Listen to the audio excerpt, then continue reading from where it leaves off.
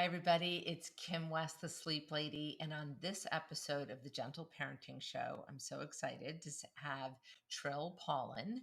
She is a molecular biologist and a mother of two children who had severe food allergies and intolerances that brought her to create Free to Feed. So I'm so excited to have her here. Maybe you can share a little bit about your story and what you actually created and are about Yeah, to launch. absolutely. So, first and foremost, Kim, thank you so much for having me. And it's an honor to speak to you and to your audience. As you mentioned, I have a PhD in cellular molecular biology. I'm an Operation Iraqi Freedom veteran. I'm a mommy, a wife. I wear many, many hats. And so, a little bit of an origin story. In my last year of grad school, I was focused really on protein analysis. So that was what I was studying specific to ovarian cancer. Really loved my job and started our family, my husband and I, which is a fun time to have a baby when you're writing a dissertation. And our oldest daughter ended up having really severe food allergies and reacted to proteins transferred from my diet to my breast. And that was the first time that I'd ever Mhm, heard that that was even a possibility that could happen. And mhm, through navigating that with my oldest, it was truly impactful to my life as far as one, not only like my mental mhm. health, my physical health, my relationship with my daughter and with my husband. And when my second daughter was Yeah. born with the same problem, I just could not fathom doing it all over again without help and support and other families around me. And when I looked around, 3 years after my first was born, now that my second had arrived and started showing symptoms, I started looking around for those resources to say, okay, there's got to be something, right? There has to be support here. And what I found were lots of other Mhm, families and no support and resources and research. So that's what led me to starting my own company. mhm. And so, wasn't it that, isn't the sort of traditional response when you're breastfeeding your baby and they're having some food allergy intolerances is to go on an elimination diet for you, mom. And then if that doesn't work, move to formula. Yeah, and quite frankly, it's typically the other way around, where it's more often that parents get told just to switch to a hypoallergenic formula because an elimination diet is quote Mhm, unquote too hard.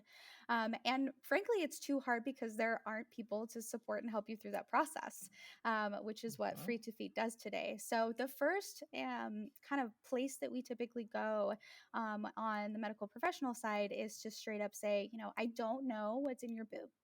They're wonderful magical mystery blobs. And so I don't know what's there, but I know what's in this can because it tells me. It says it on the side of the can. I know exactly what it is. I can try different ones. mhm, It's a known substance versus your breast, which is still unfortunately and kind of silly, more of an unknown substance. So the first mhm, response is typically a hypoallergenic formula. And quite frankly, in my mhm, own journey, especially with our oldest, I quite frankly could not afford the formula. It cost yeah, $50 a can for the formula she was recommended to mm, switch to. And as a grad student who isn't allowed to just go get another job, it didn't qualify for assistance. We went mhm, from feeding my daughter something that hurt her to not being able to afford to feed her at all. And then that's when I right, started asking, like, okay, well, if you can make a hypoallergenic formula, can I make hypoallergenic breast milk, technically? And mhm, the answer was yes. mhm, And that's when we started talking about elimination diets. And each journey is a little bit different. Sometimes that gets brought up right away, sometimes it's a little bit later, if at all. Sometimes parents are told things like your baby's allergic to your breast milk, which very, very, very, very rarely the case. So yeah, it's disheartening at best when you start down this journey. yeah. So it sounds like your sort of mission in a sense was how to support a mom continuing to breastfeed while also helping your baby heal without also living on like two foods. Yes, yes, Right? exactly, and that is Maybe 100% three. the goal, yes, we'll get up to 4, yeah, so that's 100% the goal of Free to Feed is to empower parents to continue their breastfeeding journey through food allergies and to help them navigate next steps, and sometimes that includes formula, and that's totally fine too, and we help them through that, and eventually it includes solids too, so a lot of times these parents are Mm, navigating breastfeeding, and then they get to the point of like, "Oh my goodness, I have to give my baby actual food." And that's terrifying for parents who have littles with food allergies. right, So we help parents right. through every type of like feeding situation in toddlers and younger. So tell me how that works. So you do some kind of test or assessment, or walk us through that. Yeah, so I think here's a really good place to kind of plug that Free to Feed's real goal long term is to create a test strip that will allow moms to test their breast milk for the presence of allergens at home. So, kind of a mesh Hmm. of my experience as a molecular biologist, my experience working in the food manufacturing industry, as well as being a lactating parent with babies with food allergies. So a simple at-home Hmm. test that will show a positive response for, yeah, there is cow's milk protein in my breast milk, or there is soy in my breast milk. So as I was kind of talking about that known substance that is formula, where it has an ingredient deck on the side of it, we're giving an ingredient deck for the boob, which is the goal. And the goal there is then to allow parents to determine what the culprit is so that they can say, oh, yeah, based on testing and correlation, it looks like my baby is allergic to soy and egg. Fabulous. I'm going to go eat all the cheese in the whole wide world, and I'm going to continue my breastfeeding journey in a sustainable way. And I actually know what my baby is reactive to. And I can test not only my next milk, my subsequent milk, if I decide to go eat something with egg in it or I accidentally eat something with egg in it, I can test my milk, know if it's there, know when it's clear, and go Mm, backwards in time to that milk stash that you likely have now. They're like, what am I going to do with all this milk I froze? And I ate eggs every morning for breakfast. You can go back and test that milk too and know if you can use it or if you need to donate it, for example. So that's the longer straw, and that's what we're ah, working towards. In the meantime, we mhm, had so much feedback from parents that were dealing with similar situations as myself to just say, like, can you help me navigate this up until the point where there is a test strip, right? Like, what can I mhm, eat? What should I eat? How do I have a nutritionally complete, balanced diet? How do I stay full, and how do I navigate reactivity for my baby? So we help parents with that today through our Free to Feed subscription. It includes one-on-one personal consults where we sit down with parents virtually and say, okay, what are the symptoms you are dealing with? How old is your little? What have you eliminated, if anything? And then we help them, one, understand the science behind what in the world is happening in their body and baby's body. Because up to this point, a vast majority of them, no one's actually explained to them this is what's happening. And that in and mhm, of itself is incredibly impactful and powerful for these parents. And then help them mhm, determine, based on their situation, what's the best next steps for their journey. So that may be a different elimination diet, that might be a reintroduction strategy, it might be formula trialing. So each mhm, type of situation is different. And then we not only help them determine what that next step is, but then we give them all the resources they need for, like, oh, okay, this is the elimination diet we're doing. Here's your meal plan. Here's some recipe ideas. ah, Or, this is how we're doing reintroduction strategy. Here's your support for that. And this is what we're looking for. So the subscription provides not only that one on one, but also like all the video content and help on different topics that moms are really interested in learning as they go through this like next phase of their journey with their little. that is absolutely amazing. So I would imagine that maybe not all, but a good portion of the families that come to you, they may have already switched their babies to formula, and it's still not perfect. I could imagine that would be one thing. And then another one, they've switched them to formula, and now maybe their baby's 6 months and they want to slowly introduce solids. Yeah, we So have you'll help them in that journey. Yep, wherever we they have are? every version of feeding we've helped with. And so we have some parents that are exclusively breastfeeding and need to navigate elimination diets. We have parents who are combo feeding and need to navigate elimination diets and formula trialing, because the formula can contain ingredients that elicit a response in an infant. So how do I know if it's my boob or Mhm. the formula? So we help them navigate that. Right. Maybe they have switched completely to formula and things are going well, Mhm. but they need to now get in solids, for example. And even for some, unfortunately, when we tell parents that they're not able to breastfeed through food allergies, they will kind of cold turkey stop breastfeeding, start formula, and then struggle to find a formula that their baby doesn't react to. And so a lot of times they'll come to us and say, Mhm. I'm ready to relactate. And how do I do that? So super, super stressful to have to be in that space of like, I can't find a safe formula for my baby. And so those also happen. And so we navigate that Wow. with parents too. Wow. I know. I hadn't thought about all the different ways that a parent could come to you in their feeding, their little journey. Yeah. And so uh you have obviously like a lot of nutritionists or coaches that are working with you, because I can imagine you can't do it all by yourself. No, no, I definitely cannot do it all by myself, although I mistakenly try sometimes. So, yes, we Mhm. have a full team, a pediatric nurse practitioner, a all kinds of amazing humans that are not only helping to like build the things like meal plans and build out things like we just launched a lactating parent multivitamin a few days ago. So building Awesome. all of these things with just bringing in all of the specialists that have that expertise, because I am super hyper aware that I am a molecular biologist by trade and by passion. Mhm. And so bringing in these other people that can kind of plug in these other, expertise areas, because what's super interesting about this, and probably part of the pain point, is that there are so many experts to be had in this space, right? We have mom Mhm. and mom's body, we have baby and baby's body, and then the correlation between the two of them and that dyad. And so there's a lot to be had there, and we're talking nutrition, and we're talking immunology, and we're talking gastrointestinal, usually GI tract as well. So there's a lot Mhm. lot to be had here.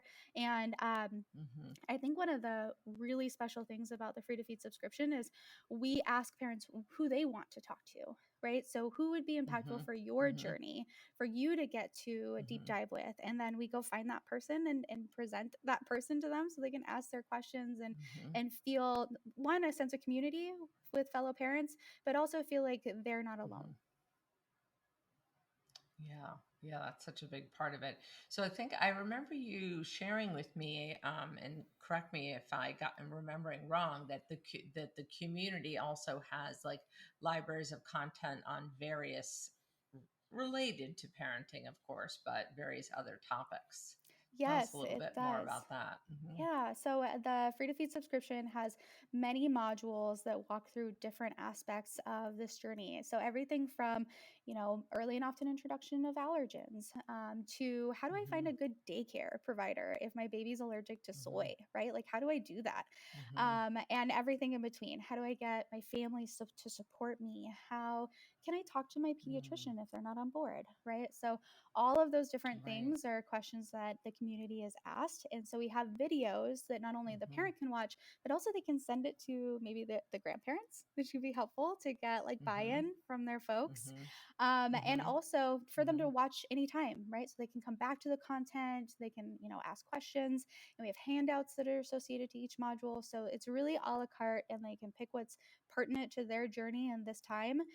For example, one of the big Hmm. modules that's really popular is a mindfulness module where we talk about like, here's some yoga Hmm. poses for breastfeeding, right? Like your shoulders are scrunched and your body is all contorted, and you just had Right. a baby and life is stressful right now. So here's some mindfulness practices Hmm. that we actually brought in mindfulness and yoga instructor to teach in a module for these parents. Oh my gosh, that's amazing. Yeah, that's so important because it really does help when we are calm and centered as a parent, and particularly when we're trying to soothe a baby that doesn't feel well. Yep, Yeah. and they can feel that Mhm. too. They can feel like our Yeah. anxiety increasing and our stress, and that Mhm. kind of permeates the whole house at that point, and it becomes a vicious cycle. Absolutely. So let's just talk about allergies in general. Um, I'm thinking about two questions. One is, do children tend to outgrow them? Yes. So Like if I have a baby that's got like all these sensitivities and I remove all of this from their diet, is that going to be the way it is for the rest of their life? yeah, that's a good question, and really a common question for parents because they're like, Is this my life Hmm. for the rest of time?" Right. And the short answer is no, not likely going to be your life for the rest of time. So for most infants, they have what's called non-IgE mediated allergies, which just means that like it's a certain pathway that the body uses to show this reaction. And the bad news about that type of reaction is that it's not a typical quote unquote allergy, so we can't test for it because an allergy test looks for antibodies, and we're not using antibodies in the body to have these food reactions. We're using cells instead. And so the bad news is we can't do a simple Mm. test and just know, like, oh, yep, it was positive for this, this, and this. Fabulous. So that's the bad news. But the good Hmm. news is that non IgE mediated allergies are highly likely to be outgrown. So even though you can't effectively test and say, like, X, Y, and Z is what causes my baby a problem via test, the fact that they don't come up positive on a test is fabulous because it means your baby's going to outgrow them. So like the real stats on that, and depends on where you look, different stats are show different things, but kind of the averages for the research right now is that about 56% outgrow by age 1, 87% outgrow by age 3, and high 90s by age 5. Oh, that's a relief to know. Yeah, there's a light at the end We of the can make it, tunnel. you know. Yeah, yeah, that's a relief. Thank you for sharing that. The other thing I hear and read about also is that, sort of, I mean, my kids are in their, mid 20s, and the stance on food allergies and how and when to introduce what food has, really gone all over the place in 25-ish years. And then I've, read some thoughts about like, why are there so many like peanut allergies? Why are there so many allergies in general? And now some changes or thoughts about whether we should be introducing things sooner, or I don't know. Can you help us with that? It's so confusing. Yes, it is confusing. And really, the main point of the confusion is that not that long ago, if even just a handful of years ago, the American Association for Pediatrics was like, wait as long as you can in order to introduce allergens. So like upwards of, year 3 or so before you give a peanut, things like that. And a few things happened. One, we started doing more research on early and often introduction. And two, we saw this crazy spike in things like peanut allergies. I'm sure you and I can, think back to a Hmm. day where peanut butter and jelly Hmm. sandwiches were allowed in school and they're not anymore. Um, Hmm. and so with those two things happening at the same time, one, these massive spikes in like peanut allergies and similar, and then two, the fact that we started doing more research on early and often introduction, what they found was there were certain foods that early and often introduction of that food could reduce the likelihood of a future allergy. And those specific foods that have those associations are peanuts, eggs, and potentially tree nuts. There's still more research to be had on the tree nut front. Now, what's important to know in this space is that the rest of the foods, the rest of the allergens especially, do not show any association similar to this. And so, um, essentially, to talk to parents through, like, yeah, get these foods in when you're ready, like get soy in, get cow's milk in when you're ready, but don't also be like stressed that you have to do it now, right? Like that it's like, oh my gosh, if I don't get it in, everything's going to Right. explode. Um, but when we work with parents, we do Right. front load peanuts and eggs, especially to say, okay, when are we comfortable bringing in peanuts and eggs? How are we going to do it? Is this a little who will likely be perfectly fine with a peanut and egg introduction? If not, should we go get IgE mediated Hmm. testing first? Do we think there's going to be a problem when we introduce them? All of those Hmm. pieces. So essentially, Hmm. the actual research shows that peanut and egg, especially, um, introduce them as soon as you're ready. And there are other companies now that have, peanut and egg early introduction kind of powders that make it a little bit easier. Yeah, I've Personally, seen that. not affiliated, but Mm-hmm. personally, I really like little mix-ins because they don't have other. They're not all in one. So if your baby has cow's milk protein allergy, you can still get like a peanut powder by itself, and it's not doesn't have the other things in it, if you will, Mm-hmm. which is really helpful for the parents that I work with that Mm-hmm. have Mm-hmm. babies with food allergies, right? So we don't want to be inclusive. So Right. yeah, Right. that's the recommendation today. Certainly, always more research to be had, but it did lead to a lot of confusion, right? Where we just a Mm-hmm. completely 180 on Mm-hmm. peanuts and eggs, and also a lot of misinformation to say, oh no, well if it's peanuts and eggs, it's all of them. When in actuality, it's not all of them. Don't avoid them, but you don't have to get them in today, or your Mm-hmm. baby's suddenly going to have food allergies. Mm-hmm. So it's Okay. confusing for sure, and certainly like the That's good to 180 hear. is hard. Yeah. Right. Right. And how about gluten? Can babies have sensitivities to gluten like we as adults can? Yeah, so the interesting thing with gluten is that it's more often that infants will have reactivity to wheat specifically. So, gluten is one Mm-hmm. of the many proteins that are contained within wheat, and we can find gluten in other grains as well. Now, can littles have Mm-hmm. sensitivities to several grains? Yes. We more often see that the little has sensitivity to wheat and other associated wheat proteins specifically. So, usually we start there when it Okay. is related to grains. And, Mm-hmm. have I worked with littles who have celiac? Yes, yes, I have. Mm-hmm. And we get down that road of just say, like, okay, we have trialed all of these grains and all of them are issues. Now let's go and get this test. And what does that look like? And walking parents through I confirmation. see. Mm-hmm. Mm-hmm. And is this are food allergies shown to have like a genetic link? Yes. Yep. So food allergies are shown to Mm-hmm. have a genetic link. That being said, you don't have to have a parent that has a food allergy in order for it to show, for that gene to be passed down to you and for you to have a food allergy. So that being said, not only is it possible for us to pass it down, but it's also that if you have one little who has food allergies, that you're very highly likely to have a second. So the current data shows about Mm. sevenfold increase in probability if your first has one that your second will also. Case in point, both of Mm-hmm. my littles with food allergies, and Mm-hmm. we're all the way down to having babies Mm-hmm. now. Now, is you or your husband? Do you have food allergies? Yeah, so my husband has ulcerative colitis, an autoimmune disease. So Mm-hmm. he deals with immune and GI issues. And then myself, I have IgE mediated allergies to both shellfish and bees, bee stings. And you knew this before having your kids. Yep. Mm-hmm. Mm-hmm. But then when your children were little, they had food sensitivities to way more things than that. Right. So when they were little, they had non-IgE mediated allergies Okay. to several things that they then outgrew, and now they still dog food out of the pantry, much to my demise. Right. Okay. All right. Well, so then now they're doing much better.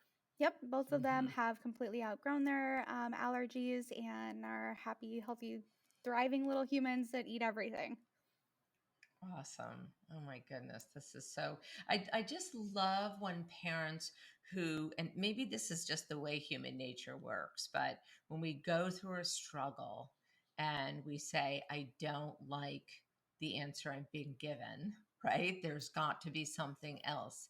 And you go out and create something. So thank you for doing that. And I'm happy to support and join you on this mission because I think that we as parents need options, right? Yeah. We need to be able to really figure out how to best help our kids. And lots of times, honestly, we have to be in charge, like we have to be like case managers of our health and say, Yeah, okay, I understand that answer. I'm going to go see if I can find out more. right, exactly. And I totally agree and understand kind of where you're coming from, and that's exactly what led to Free to Feed is Hmm. one, not only the like complete anxiety that sparked for me Yeah. when I had my second daughter. And I was like, where are all of the people to help me with this? I cannot imagine Right. doing this again by myself. And then, Yeah. two, when I had the opportunity then to go deep diving into the research, because as a scientist, I have access to all of the research. And I found that the information that was actually studied on this topic didn't match the information I was told at the hospital. I was flabbergasted. Mm-hmm. The fact that with Mm-hmm. my oldest, I went on formula for 2 weeks and pumped like a mad woman while on an elimination diet, that didn't need to happen. And this Yeah. a lot of the information about transferability and reactivity, and it's just not taught in the regular curriculum for our medical professionals. And so Mm-hmm. when the research Mm-hmm. didn't match anything that I was told, Mm-hmm. I was quite frankly kind of ticked off and it Mm-hmm. was like, people need to know. Yeah. And so, Mm-hmm. first and foremost, Free to Feed was Mm-hmm. a place where I could share the actual research and then start applying for grants to provide more research, Mm-hmm. right? Like, okay, great, this research article shows this, fabulous. Right. What about this, right? What about timing? What if I don't pump Mm-hmm. overnight, right? Like, so many questions that come up. And so we Mm-hmm. started getting grant funded research to Mm-hmm. like answer those questions for parents, because historically, because this is a Mm-hmm. woman based problem, this isn't well researched. Mm-hmm. And so now kind of Mm-hmm. closing that gap for parents. Thank you for your perseverance, for your dedication, um, for being on task with this and helping so many parents suffering. So really, what a gift and a blessing that you're offering families. And I know that right now you have your subscription, which we'll put links on the podcast episode page that can be found on sleeplady.com/podcast. And then I believe you said, isn't there a way for parents to sign up to be notified when the test strips come out too? Yes, yes. Um, We have a mhm, freetofeed.com/waitlist. You can get on the waitlist and be first mhm, notified when the test strips come out. Absolutely. mhm. Yeah, but no need to wait to get help. They can go Yeah. right over to your subscription, set because you were doing these consultations with families way before the strips were developed. So, Yeah, we've been no need to doing suffer while you one-on-one. wait. Exactly, exactly. Please do not suffer while you wait. We've been doing Yeah, one-on-one personal consultations for almost going on a year now. So, jump into that. You can either snag the subscription and then the consultations are baked into the subscription, or you can just start out by getting a consult. You can get a 30-minute consult, see what it's all awesome. about, get help Hmm. from an expert and all the resources you need for your next steps. Hmm. And also just Hmm. to know that you're doing an amazing job. So likely if you're in this space, Yeah, no one's told that to you. So wherever you are right now, like, you're doing yeah. absolutely amazing. And we're here to cheer you on Hmm. and give you some extra assistance. Absolutely. Absolutely. We can never hear that enough as parents. Yeah. Thank you so much, Trill. I'm so excited for the work you're doing and for the help that you will give to millions of families all over the world. Oh, I know what we forgot. What up to what age child do you tend to work with? Yeah, so typically I work with 2 and under. Although I Okay. will admit that I've worked with a couple of 5-year-olds recently. Um, Uh-huh. and so typically and under, it's funny to see it like Hmm. starting to slowly creep up. But Hmm. really any kind of feeding situation, and if you are dealing especially with non-Ige mediated responses and you're really struggling to get to happy, healthy little, that's where Hmm. we come in. Great. Awesome. Again, we'll post all the links to your website and social media. And I know you have a great, a lot of great articles on your website too, and your blog. That will be on sleeplady.com/podcast. And we hope you like this episode. Please feel free to download it, subscribe it so you can hear about our next amazing episode. Thank you, Dr. Trill. Thank you, Kim.